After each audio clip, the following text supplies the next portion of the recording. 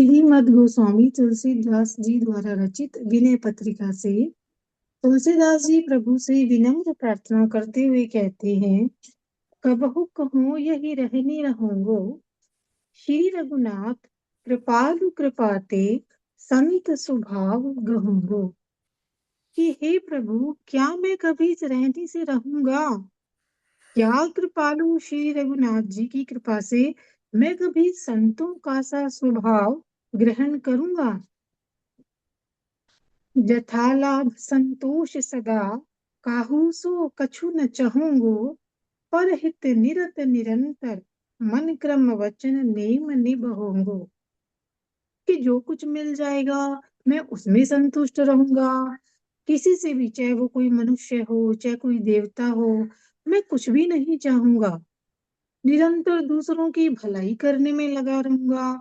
मन वचन और कर्म से यम नियमों का पालन करूंगा।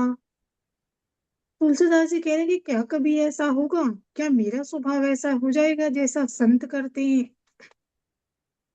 विगत मान सम शीतल मन, पर गुण नहीं दोष कहूंगो। परुष वचन अति दुसह श्रवण, सुनिते ही पावक न दहूंगो। कि हे प्रभु, कानों से अति कठोर और असह्य वचन सुनकर भी जब क्रोध उत्पन्न होगा तो मैं क्रोध की आग में नहीं जलूंगा। क्या ऐसा होगा कि मुझे क्रोध नहीं आएगा? अभिमान छोड़ के सब में समबुद्धि रहूंगा और अपने मन को शांत रखूंगा। दूसरों की स्तुति निंदा मैं कुछ भी नहीं करूंगा। हमेशा प्रभु आपके चिंतन में लगे हुए मुझे तो दूसरों की स्तुति और निंदा का समय ही नहीं मिलेगा। क्या कभी ऐसा होगा?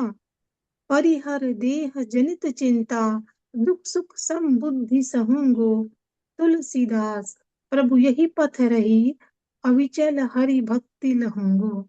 तुलसीदास जी कहती है कि शरीर संबंधित चिंताएं छोड़ के सुख और दुख को समान भाव से रहूंगा क्या? हे नाथ, क्या तुलसीदास इस मार्ग पे रहकर भी कभी अविचल हरि भक्ति को प्राप्त करेगा? तो ये तुलसीदास जी प्रभु से पूछ रहे हैं कि क्या मेरा स्वभाव भी कभी संतों जैसा होएगा?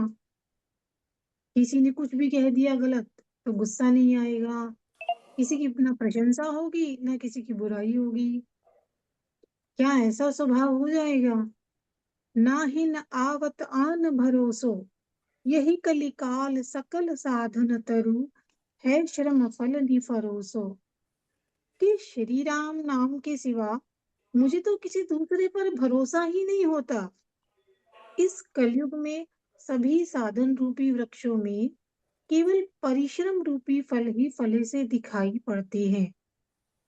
अर्थात उन साधनों में लगे रहने से केवल श्रम ही हाथ लगता है, फल कुछ नहीं होता।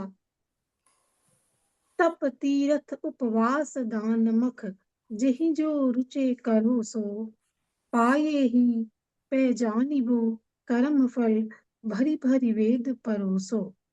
तुलसीदास जी कहते हैं कि तप तीर्थ व्रत दान यज्ञ आदि जो जिसे अच्छा लगे सो करे, किंतु इन सब कर्मों का फल पाने पर ही जान पड़ेगा कि यद्यपि वेदों ने पत्तल भर भर के इन फलों को परोसा है, तो भाव ये है कि वेदों में इन कर्मों की बड़ी प्रशंसा है, परंतु कलयुग में तो ये सफल ही नहीं होते, तो ये फल कहाँ से मिलेगा? आगम विधि जप जाग करत नर, सरत न काज खरोसो, सुख सपनेहु न जोग सीधी साधन, रोग वियोग धर्म सो। तुलसीदास जी कह रहे हैं कि शास्त्र की विधि से मनुष्य जप और यज्ञ करते हैं, किंतु उससे असली कार्य की सिद्धि नहीं होती। योग सिद्धियों के साधन में सुख स्वप्न में भी नहीं है। तो इस साधन में तो रोग और वियोग प्रस्तुत है। शरीर रोगी हो जाता है, फिर प्रियजनों का विछोह हो जाता है। काम क्रोध मद लोभ मोह मिली, ज्ञान विराग हरोसो, बिगड़त मन संन्यास लेत, जल नावत आम धरोसो। काम, क्रोध, मद, लोभ और मोह ने मिलकर ज्ञान वैराग्य को तो हर्षा लिया है, और संन्यास लेने पर तो मन ऐसे बिगड़ जाता है जैसे पानी के डालने से कच्चा घड़ा गल जाता है। बहुमत मुनि बहुपंथ पुराणत, जहाँ तहाँ जग रोसो, गुरु कयो राम भजन नीको, मोहि लगत राज डग रोसो। और मुनियों के अनेक मत हैं। वो कहते हैं 6 दर्शन है। पुराणों में नाना प्रकार की पंथ देख के जहाँ तहाँ झगड़ा ही जान पड़ता है। तो गुरु ने तो मेरे लिए राम भजन को ही उत्तम बतलाया है, और मुझे भी सीधे साधे राजमार्ग के साधन ही अच्छे लगते हैं।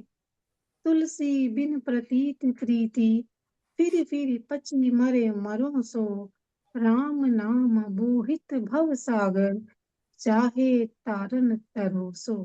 तुलसीदास जी कहते हैं कि हे तुलसी, विश्वास और प्रेम के बिना जिसे बार बार पच पच कर मरना हो तो वो भले ही मरे, किंतु संसार सागर से तरने के लिए तो राम नाम ही जहाज है। जिसे पार होना हो, इस पर चढ़कर पार हो जाए। तो ये तुलसीदास जी बता रहे हैं। जय श्री राम। जय श्री राम। जय जय श्री राम, जय सीता मैया और जय तुलसीदास। ये भी बड़े भारी संत हैं। देखो, ये ये कह रहे हैं कि मैं भी कभी ऐसा करूंगा संतों के जैसा, मेरा ऐसा स्वभाव होगा कि नहीं, है ना।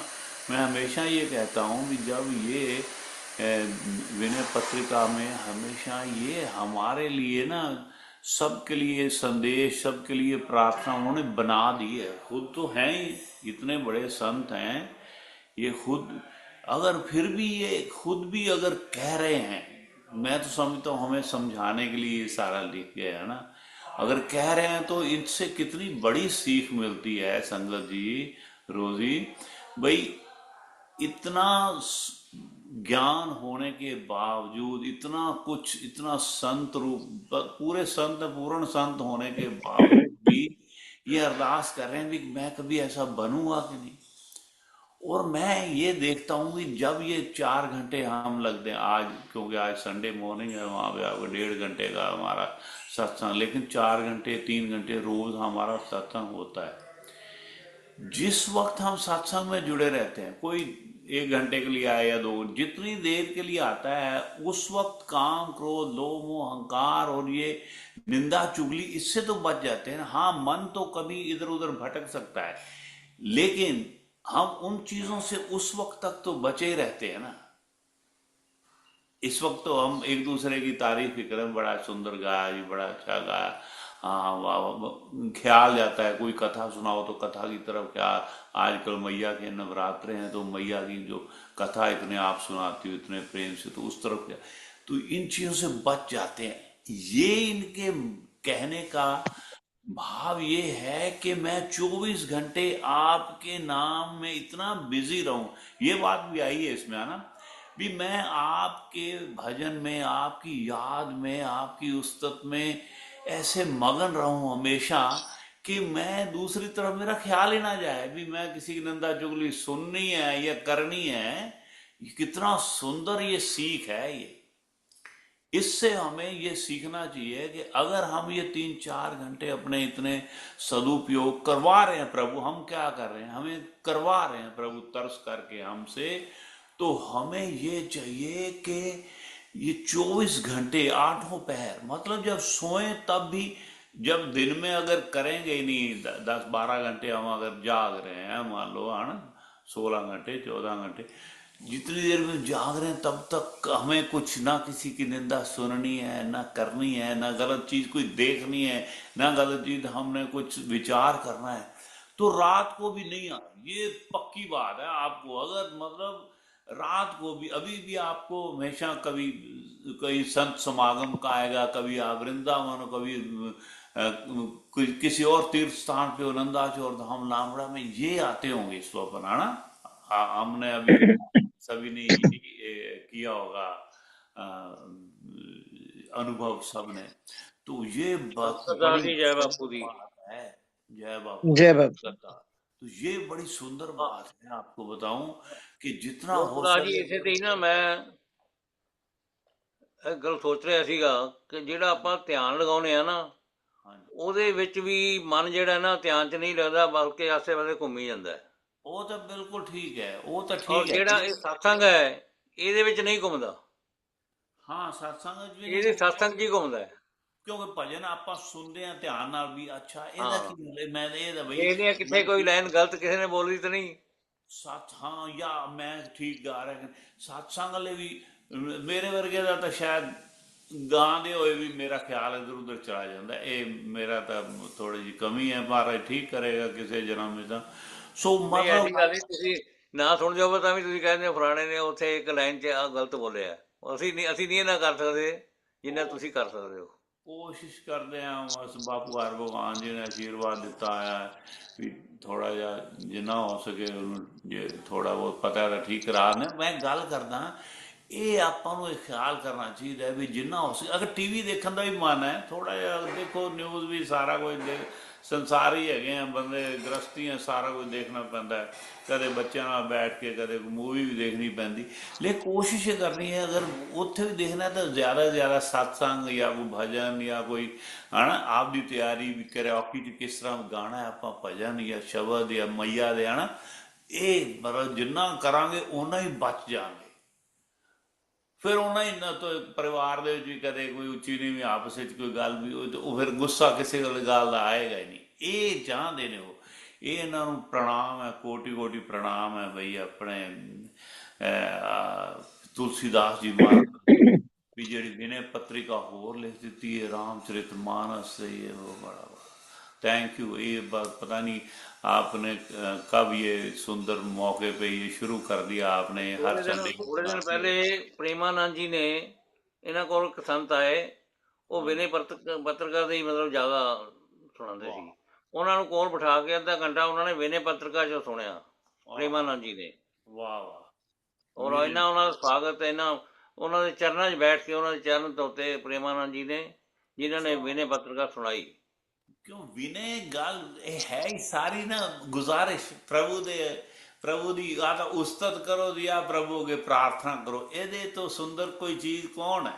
ਪ੍ਰਭੂ ਦੀ ਪ੍ਰਾਰਥਨਾ ਕਰ ਰਹੇ हैं, प्रभु तेरे अगे तेरे बच्चे हैं, प्रभु माफ कर दे सानू, ये ਉਹ ਸੁਣਦਾ है गल, प्रार्थना सुनता है प्रभु।